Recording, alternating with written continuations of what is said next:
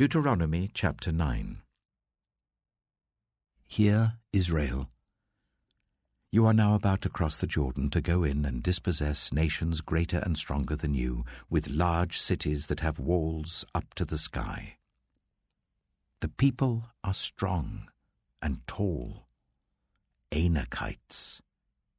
You know about them, and have heard it said, "Who can stand up against the Anakites?" But be assured today that the Lord your God is the one who goes across ahead of you, like a devouring fire.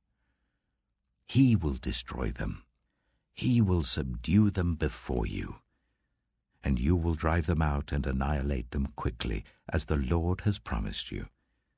After the Lord your God has driven them out before you, do not say to yourself, "The Lord has brought me here to take possession of this land because of my righteousness." No. It is on account of the wickedness of these nations that the Lord is going to drive them out before you.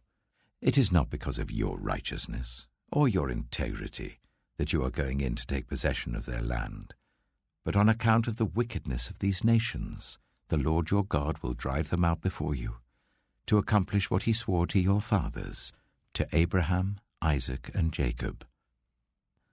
Understand, then, that it is not because of your righteousness that the Lord your God is giving you this good land to possess, for you are a stiff-necked people. Remember this, and never forget how you aroused the anger of the Lord your God in the wilderness. From the day you left Egypt until you arrived here, you have been rebellious against the Lord. At Horeb, you aroused the Lord's wrath so that he was angry enough to destroy you. When I went up on the mountain to receive the tablets of stone, the tablets of the covenant that the Lord had made with you, I stayed on the mountain for 40 days and 40 nights. I ate no bread and drank no water. The Lord gave me 2 stone tablets inscribed by the finger of God.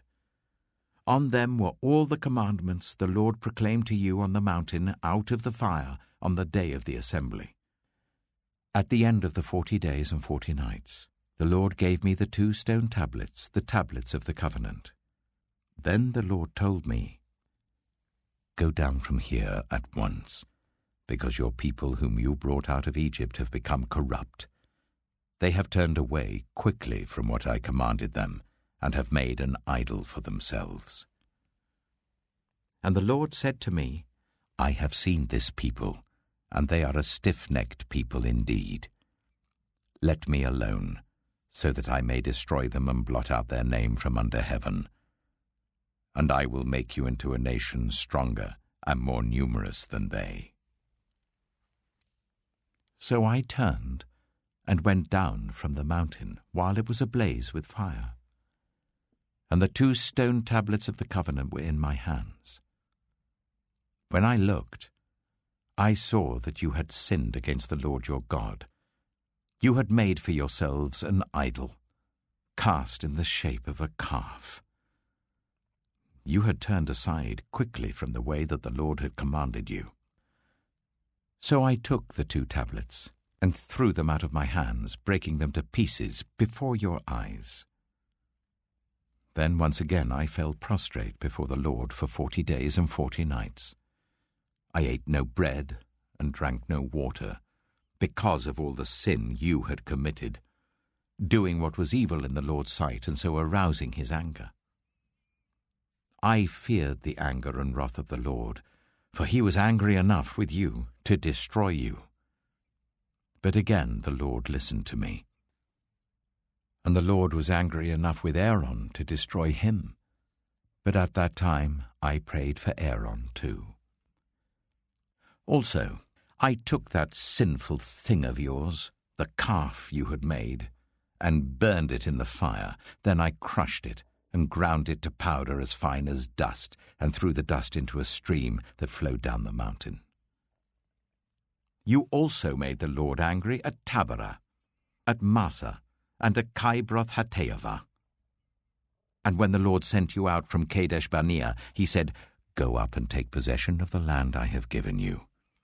But you rebelled against the command of the Lord your God. You did not trust him or obey him.